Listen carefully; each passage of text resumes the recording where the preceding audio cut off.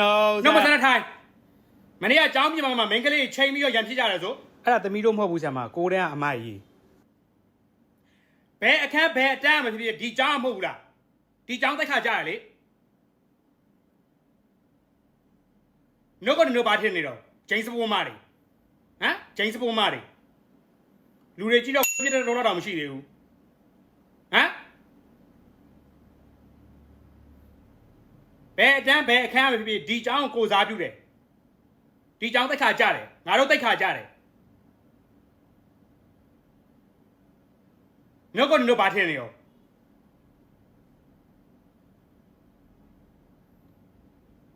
ငါတန်းနေရမဟုတ်လို့ပေါ့ငါတန်းနေရဆိုအကုန်လုံးဆွဲပြဲပလိုက်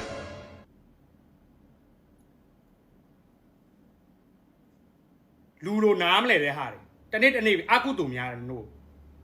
ဟိုကောင်စကားပြောနေစကားပြောနေလားဒါစကားပြောနေမြင်လားပြန်ကောက်ခဲ့သောက်တော့